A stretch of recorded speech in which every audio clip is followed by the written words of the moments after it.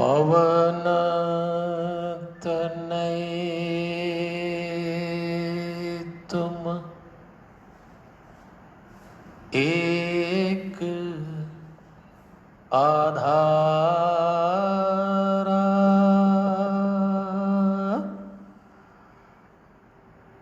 कथा कहूँ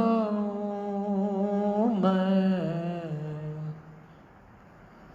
मति अनुसारा।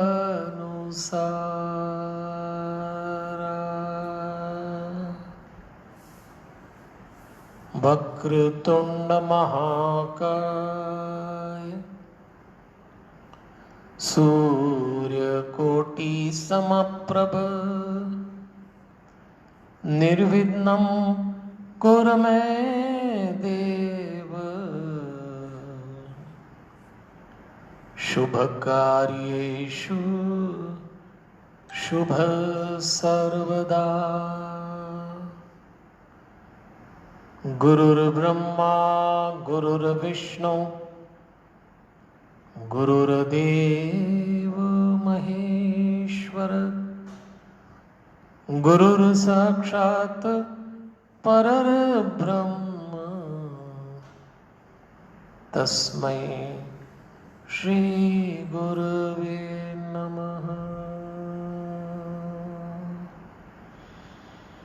नमो भगवते वासुदेवाय, गौ ब्राह्मणे हिताय च जगत हिताय कृष्णाय गोविंदाय नमो नमः।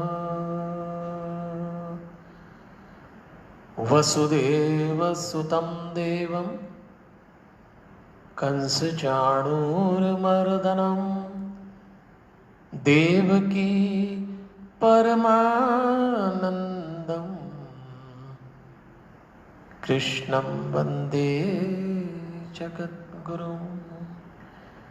कृष्णं वन्दे जगद्गुरुं। कृष्णं वन्दे जगद्गुरुं। नारायणं नमस्कृत्य नरं चैव नरोत्तमं, देवीं सरस्वतीं व्यासं ततो जयमुदीरयेत्।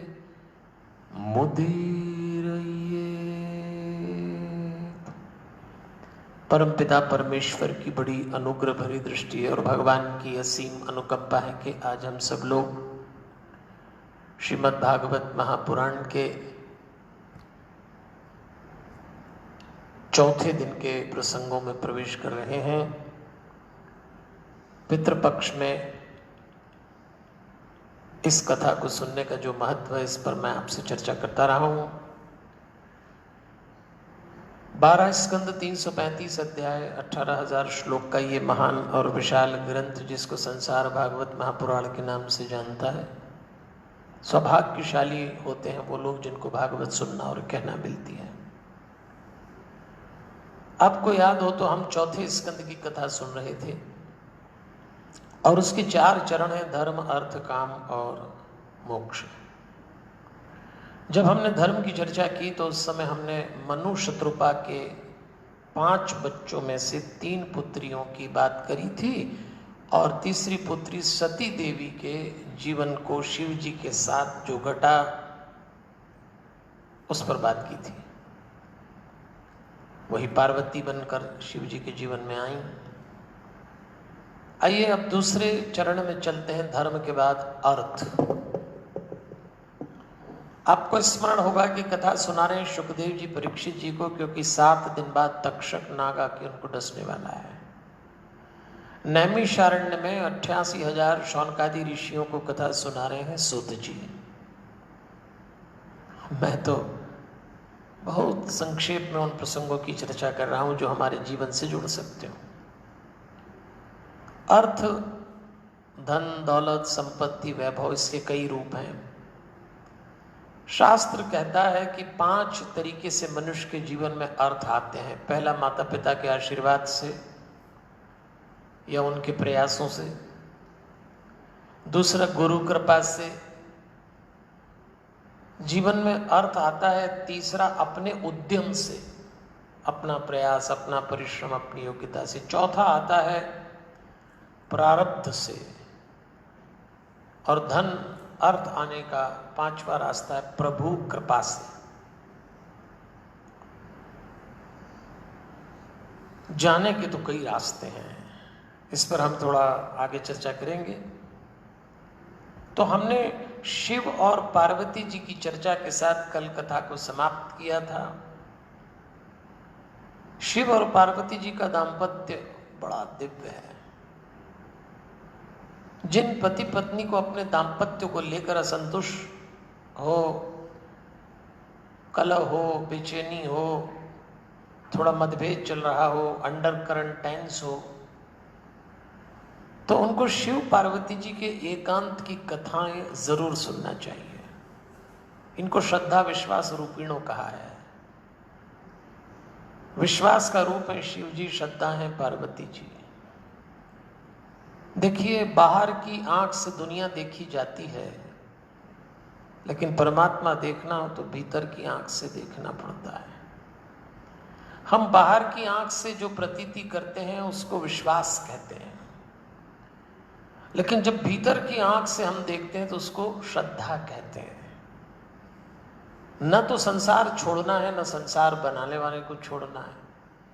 इस संसार में विश्वास और श्रद्धा का तालमेल बैठाना पड़ेगा, तब जाके जीवन ठीक होगा।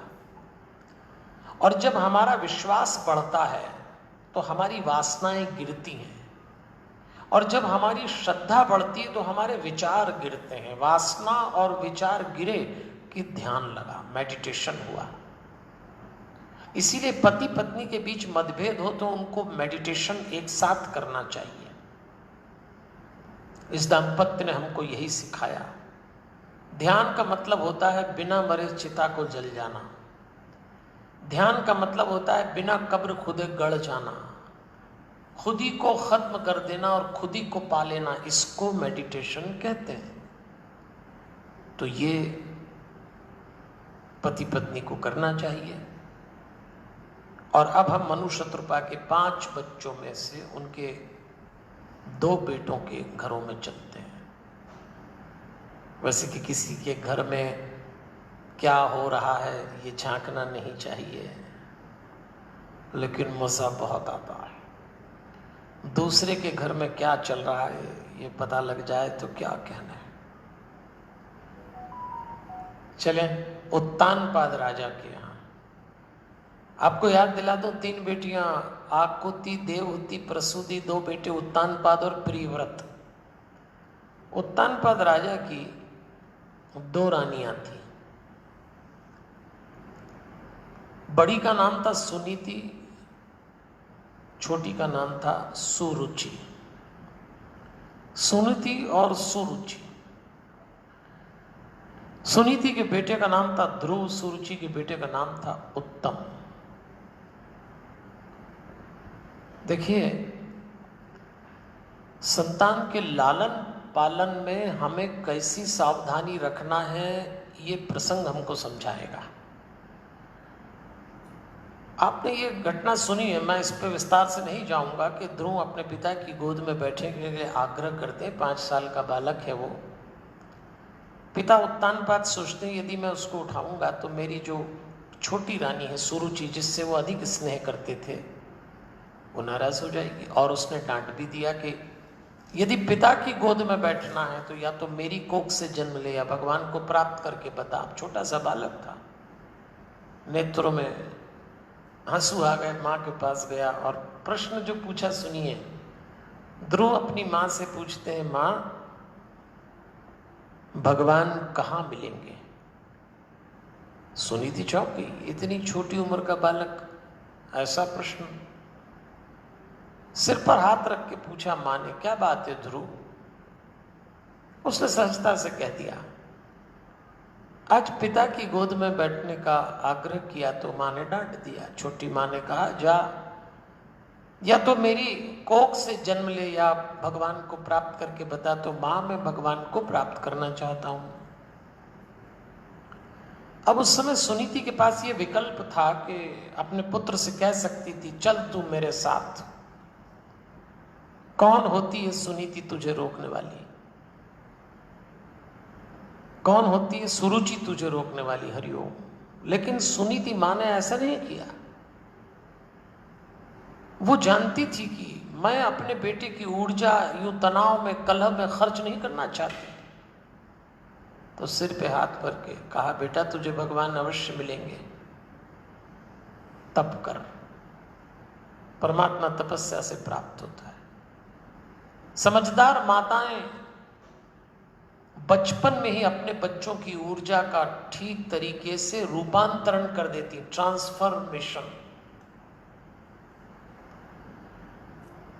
ध्रुव चले, जंगल गए, कैसे मिलेंगे परमात्मा? मिल गए नारद मुनि।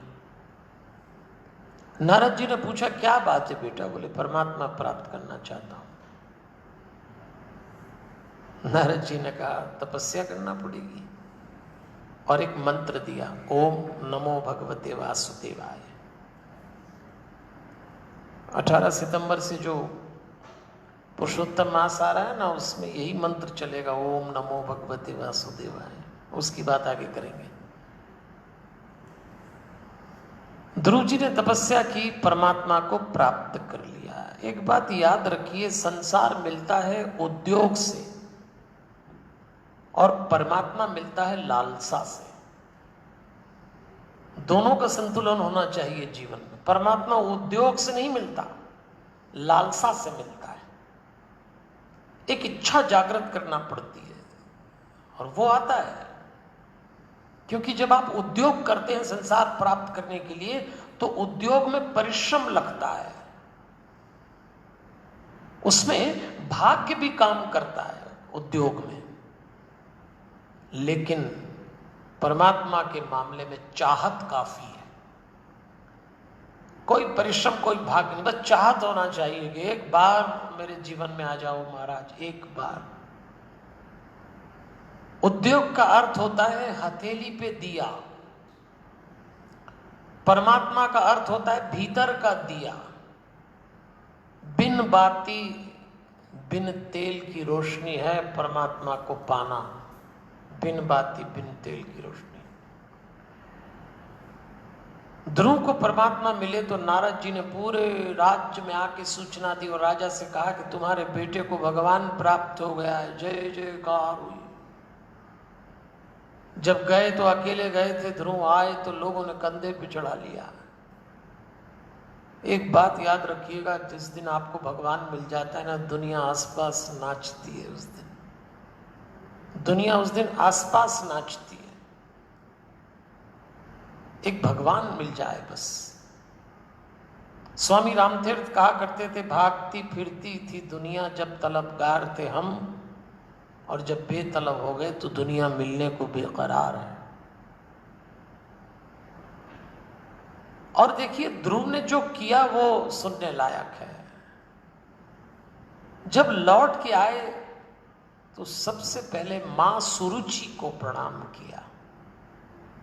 ये बिल्कुल वही बात है कि जब वनवास में अयोध्या के लोग आए तो राम जी सबसे मिले, तो सबसे पहले कैकेयी मां से मिले।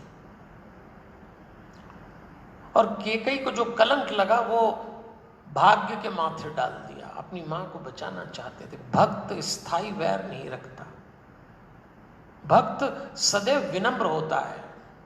उसके प्रति यदि किसी ने दुर्व्यवहार किया है तो वो वैर नहीं रखता, वो छाती में नहीं रखता, क्योंकि छाती में भगवान है।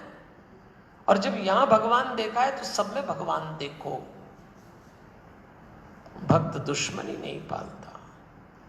अपने दुश्मन को भी माफ कर देना भक्त के लक्षण है। प्रणाम किया है मां सुरुचि को, और मां सुरुचि ने सोचा, जिस बच्चे को मैंने ये झुड़क दिया था आज मुझको प्रणाम करता है। ध्रुव है ही ऐसे। कथा तो आगे चलती है, ध्रुव का वंश बढ़ता चला जाता है। और इसी ध्रुव के वंश में एक राजा हुए जिनका नाम था पृथु। ये पूरी प्रकृति पंच तत्व से बनी है। हमारे शरीर में भी पंच तत्व हैं, पृथ्वी, अग्नि, जल, वायु और आकाश। पृथु ने पंच तत्वों का उपयोग किया था। पृथ्वी में कहाँ जल होगा, कहाँ पहाड़ होंगे, तराशा था पृथ्वी को, और इसीलिए उनका नाम पृथु पड़ा। जैसे पृथु ने पृथ्वी को तराशा, ऐसे हमको भी जीवन को तराशना पड़ेगा। जीवन सबको एक जैसा मिलता है। जब आप बच्चे होते हैं तो आपके माता पिता आपके जीवन को तराशते हैं, और जब हम बड़े हो जाते हैं तो फिर हम स्वयं अपने जीवन को तराशते हैं। तराशना, आपने छानी हथौड़ी से चित्रकार को देखा होगा ना, ऐसे तराशा जाता है, संवारना पड़ता है जीवन को। अभी हम चल रहे हैं 5वें स्कंद में, और यही हमको ले चल रहे हैं ग्रंथकार सुखदेव जी मनु शत्रुपा की 5वीं संतान प्रिव्रत के यहाँ। देवियों और सज्जनों, ये हमारे ही पूर्वजों की कथा चल रही है, और इसीलिए मैं आपको प्रतिदिन कहता हूं, ध्यान से सुनिएगा। आप नहीं सुन रहे हैं कथा, आपके माध्यम से इस पितृ पक्ष में आपके पितृ भी इस कथा को सुन रहे हैं। चूंकि मैं सांसारिक ढंग से व्याख्या कर रहा हूं व्यासपीठ से, तो मेरे आनंद में शायद उनको उतनी वृद्धि ना हो, लेकिन जब भागवत का मूल पाठ हम बैठाएंगे 10 सितंबर से 16 सितंबर, तो पितरों को भागवत के श्लोक सुन के बड़ा आनंद आता है। इसीलिए तो मैं प्रतिदिन निवेदन करता हूं, आज पुनः कर रहा हूं। मन बने, रुचि हो तो अवश्य यजमान बनिए, सूचना लीजिए।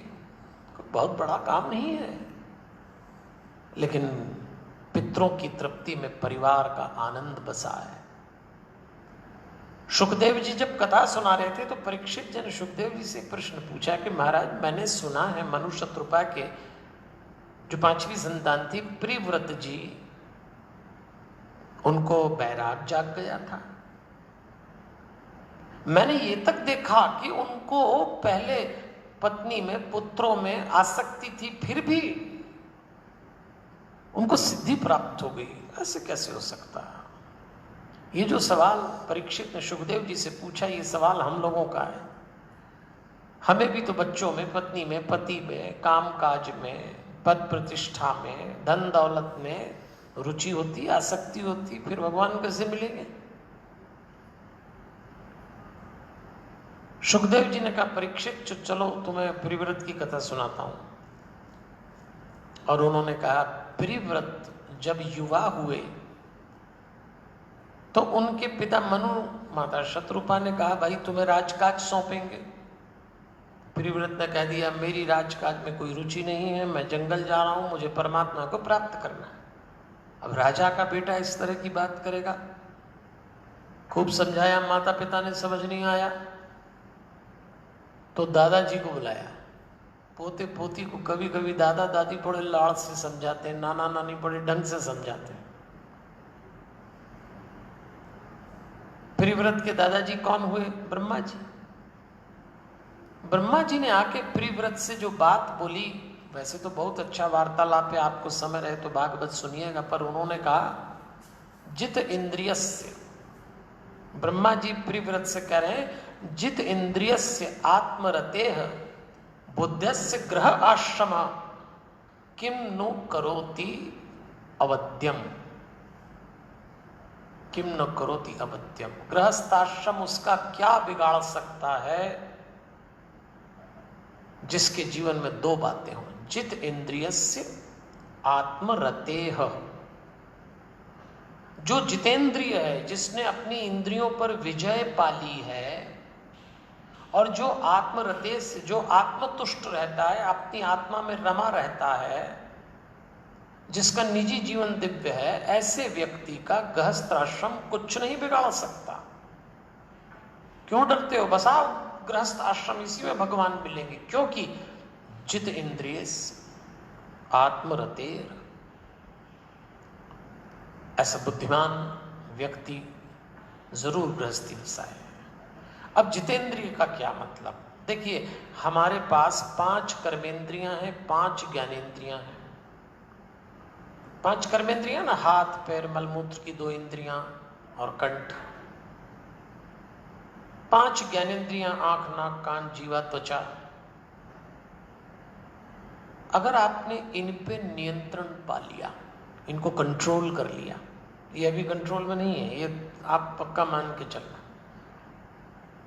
अगर आप देखना चाहें कि आपकी इंद्रियां आपके साथ क्या गड़बड़ करती, तो अकेले में चेक करना, ऐसे ऐसे काम करा लेती हैं। और चूंकि अकेले में इंद्रियों ने आपसे ऐसे काम कराए तो दूसरों को तो पता भी नहीं लगता है। दूसरे तो समझ रहे हैं आप बड़े आदर्शवादी हैं, बड़े चरित्रवान हैं, कुलीन हैं, पर जरा आंख बंद करके देखना क्या क्या कराया इंद्रियों ने। इंद्रियों को जीतना। दूसरी बात, आत्मरतेह, अपनी आत्मा में रमण करना। और आत्मा में रमण कैसे करेंगे?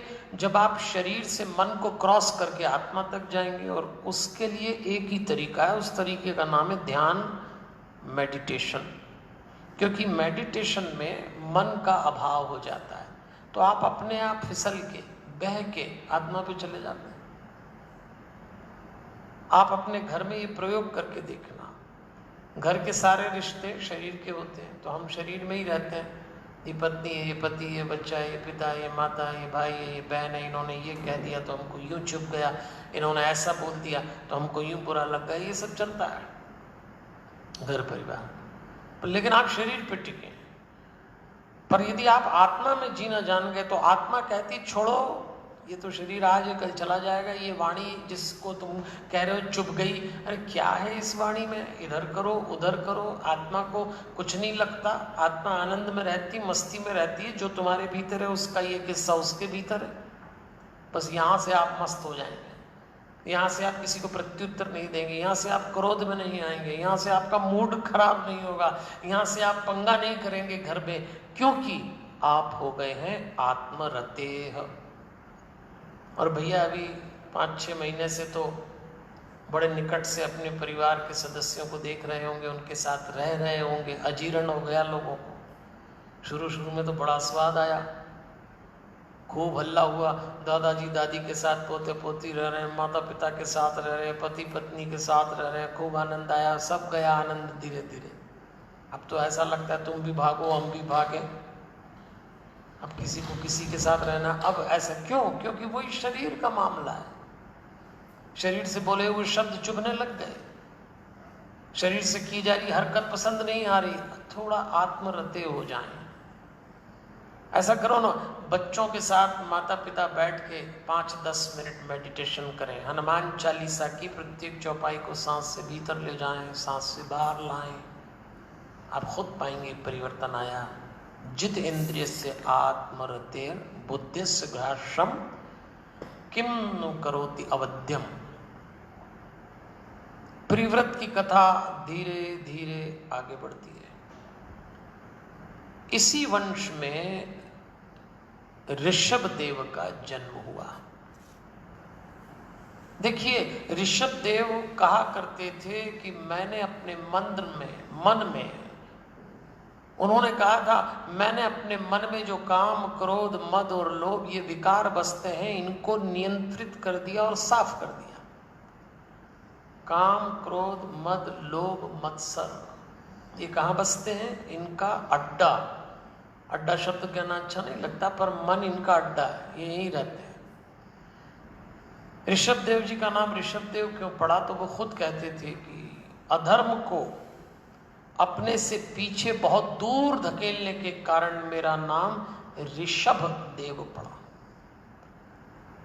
और सच बात है, ऋषभ देव ने अपने बच्चों को ज्ञान बांटा और कहा कि संसार जय जयकार करे तो बावले मत हो जाना।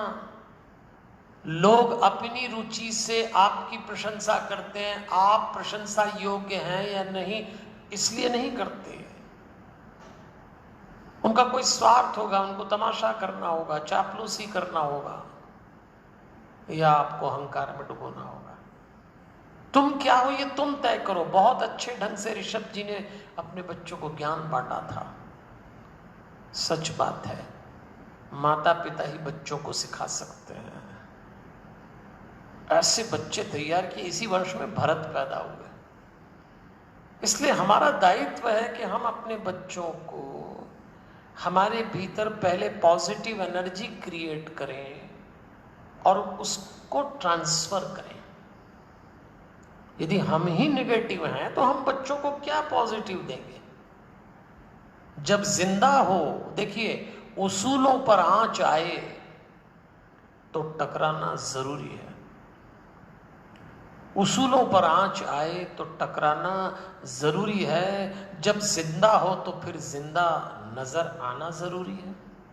अरे भाई, अगर मनुष्य बने हो तो लगना चाहिए कि मनुष्य हो। नई उम्र के बच्चों को कौन समझाएगा कहां से बचकर चलना है और कहां जाना जरूरी है? आप ही को समझाना पड़ेगा। ऋषभ देव ने अपनी संतानों को जो भी श्रेष्ठता दे दिया, और उस वंश में हुए भरत। ये वही भरत हैं जिनके नाम से हमारे देश का नाम भारत वर्ष पड़ा। नहीं तो पहले हमारे देश का नाम था अजनाभ वर्ष। लेकिन भरत जी ने अपनी तप तपस्या और योग्यता से इसको सोने की चिड़िया बना दिया। और यही भरत जी एक समय सारा राजकाज अपने बच्चों को देकर चले गए। कहां चले गए?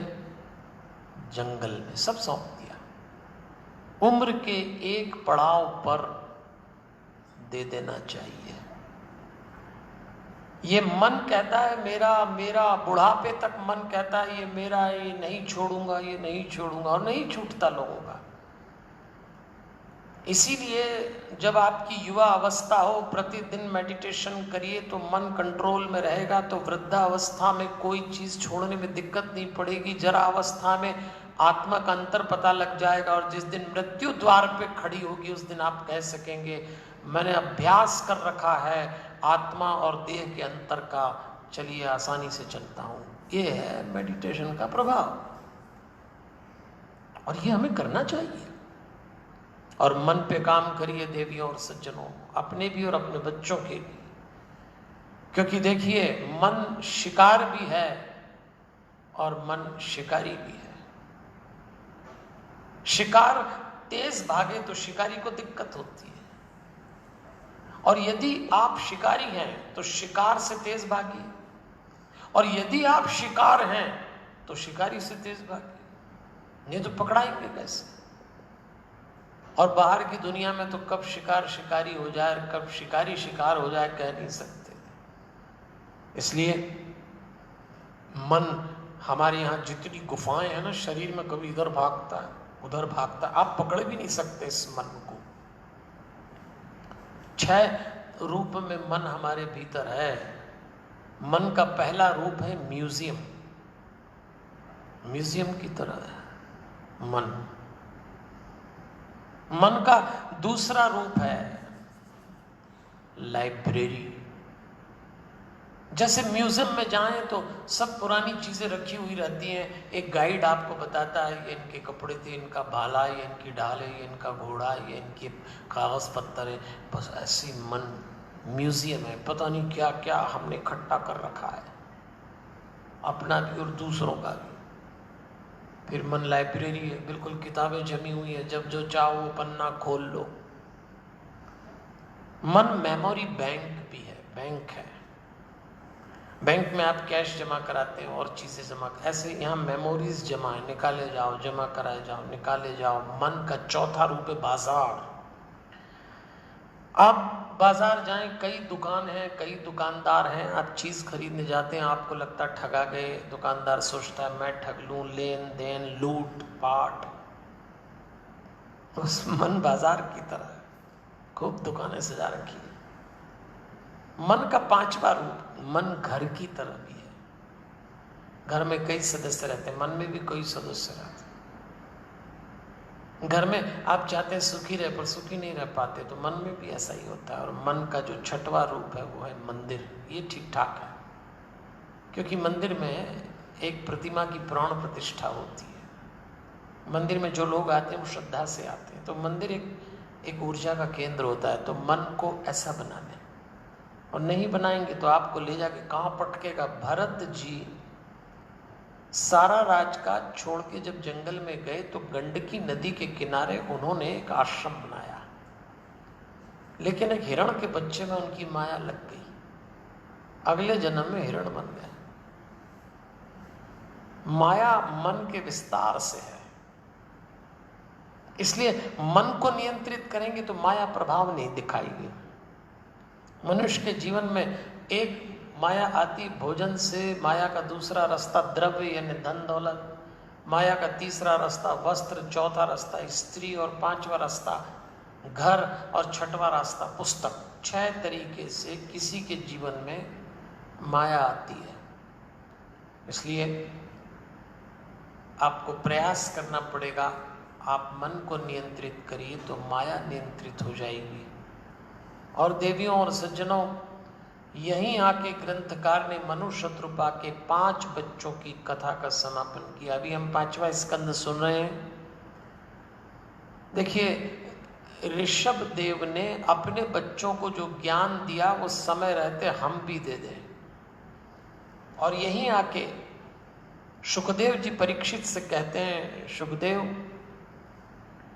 भगवान कृष्ण के अपने भक्तों से जो संबंध होते हैं, यदि उन संबंधों को भक्त समझ लें तो उनको वो तकलीफ नहीं होगी जो अभी पिछली कथाओं में मैंने जो पात्र बताए उनको हुई। सुखदेव जी परीक्षित को समझा रहे हैं, तुम जानना चाहते हो ना कि मृत्यु कैसे होती है, आत्मा कैसे जाती है, तो पहले परमात्मा से जुड़ जाओ, परमात्मा को प्राप्त करने का प्रयास करो तो आत्मा को ठीक से समझोगे। और सुखदेव जी ने कहा, परीक्षित, परमात्मा अपने भक्तों से 6 तरह के रिश्ते रखते हैं। चलिए, आज अंतिम विचार यही है, हम सब कहीं भगवान को ढूंढ रहे हैं, कोशिश में अपने अपने ढंग से, करना भी चाहिए। एक बार जीते जी उसकी अनुभूति जरूर करें, लेकिन याद रखिए वो चक्र लेके, धनुष लेके, गदा लेके, शेर पे बैठ के तो नहीं आएगा या आएगी। परमात्मा का एक नाम भरोसा है, परमात्मा का एक स्वरूप शांति है। जिन क्षणों में आप शांत होंगे उन क्षणों में परमात्मा आपको प्राप्त हो चुका होगा। फिर भी सुखदेव जी ने परीक्षित से कहा, एक सेवक को, भक्त को ये मालूम होना चाहिए कि परमात्मा से मेरे कितने रिश्ते हैं। तो भगवान पहला रिश्ता निभाता है, रक्षक बनता है। कृष्ण ने तुम्हारे पूर्वज पांडवों से, परीक्षित के पूर्वज पांडव थे, तो वो कहते हैं 6 तरह के रिश्ते निभाता है। पहला तो वो रक्षक बन जाता, और सचमुच कृष्ण पांडवों के रक्षक थे। बस यही रिश्ता हमसे भी निभाएंगे भगवान। दूसरा, गुरु के रूप में भगवान रिश्ता निभाता है। तीसरा, इष्ट देव के, देवता और इष्ट में अंतर है। देवता बहुत सारे हो सकते हैं और आप सामान्य रूप से पूछ सकते हैं, इष्ट एक होते हैं और वो हमारे होते हैं। तो तीसरा रिश्ता इष्ट देव का है। चौथा सुहृद का है। सुहृद मतलब शुभ चिंतक बन जाते हैं भगवान अपने भक्त के। पांचवा, भगवान कुलपति बनते हैं। ये तो बहुत अच्छा लगता है ना, कुलपति। हमारे वंश, हमारे कुल के कुलपति, जैसे पांडव वंश के बड़े भाई तो युधिष्ठिर थे, लेकिन कुलपति कृष्ण थे। कितना अच्छा लगता है। मान लीजिए हमारे परिवार के कुलपति भगवान राम बन जाए, कृष्ण बन जाए, हनुमान जी बन जाए, गणेश जी बन जाए, दुर्गा जी बन जाए, राधा जी बन जाए, कितना अच्छा लगेगा। हमारे घर में जो बड़े बूढ़े रहते हैं ना, उनके साए में कितने सुरक्षित होते हैं हम लोग, और जब वो साया चला जाता है वो पितृ बन जाते हैं। एक अभाव सा लगता है, कुछ लगता है ऐसा कि कुछ था सहारा, कुछ था भरोसा, कोई ताकत थी ऐसी। 85 साल का बूढ़ा आपके घर में हो, 85 साल की बूढ़ी आपके घर में हो, वो आपकी कोई मदद नहीं कर सकती, बल्कि आप ही को हाथ लगाना है, उठाना, बैठाना। फिर भी ऐसा लगता है इस बूढ़ी काया में वो ताकत है कि हम कुछ भी कर सकते हैं जिंदगी में। और वो अभाव उनके जाने के बाद पता लगता है। वही तो पितृ बन जाते हैं। इसीलिए पितरों का मान करिए। इसीलिए इस पितृपक्ष में भावनात्मक रूप से उन लोगों से जुड़िए जो आपकी ताकत है, तो भगवान कुलपति बन जाता है। और छठवां तो कमाल का रिश्ता भगवान भक्तों से निभाता है, वो सेवक बन जाता है। सुखदेव कह रहे परीक्षित, भगवान कृष्ण ने तुम पांडवों की सेवा की है। तुम्हारे दादा अर्जुन के रथ के सारथी बने हैं, घोड़े नहलाए हैं। तुम्हारे दादा युधिष्ठिर ने जब राजसू यज्ञ किया तो कृष्ण ने दोने पत्तल उठाए हैं, बर्तन मांजे हैं, पैर धोए हैं। ये रिश्ता तो सिर्फ भगवान ही निभा सकता है। भरोसा रखिए, भगवान 5 रिश्ते, रक्षक बनेंगे, गुरु बनेंगे, इष्ट देव बनेंगे, सुहृद शुभ चिंतक बनेंगे, कुलपति बनेंगे, और भगवान आपकी सेवा भी करेंगे। यहां तक करेंगे क्वच किंकर व ऐसा बोला है, किंकर सेवक बन जाएंगे। ऐसे भगवान की कथा हम सुन रहे हैं। तो आज अपन इस प्रसंग को यहां विराम देंगे। 5वां स्कंद चल रहा है अभी। कल थोड़ी पुराणों की कथाएं, अभी तो हमने अपने वंश की कथा ही सुनी ना, तो कल जब 5वें दिन की कथा हम सुनेंगे रात को 8 बजे, तो आगे के प्रसंगों में चलेंगे। खुश रहिए, खुश रखिए। भागवत के मूल पाठ में रुचि हो अवश्य जुड़िएगा। कुछ अच्छी अच्छी सूचनाएं, बहुत सारे लोगों ने मुझे प्रस्ताव दिया कि जैसे ही भागवत जी समाप्त होगी, पितृपक्ष समाप्त होंगे 17 तारीख को, तो 18 से 1 महीने के लिए पुरुषोत्तम मास लगेगा। कुछ किया जाए तो मैंने भी निर्णय लिया। आपको लगेगा बहुत ही एडवांस में चलते हैं पंडित जी, पर सब कुछ भगवान का काम तो तुरंत हासिल कर लेना है। भगवान के काम में टाला टाली नहीं करना चाहिए।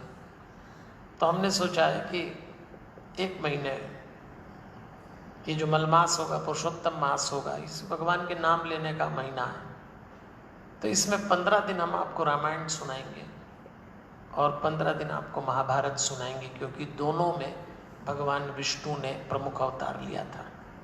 रामायण को हनुमान जी के 7 रिश्ते नए ढंग से सुनेंगे, और महाभारत के नायक भगवान कृष्ण है। महाभारत युद्ध नहीं, एक जीवन शैली है, इस दृष्टि से सुनेंगे।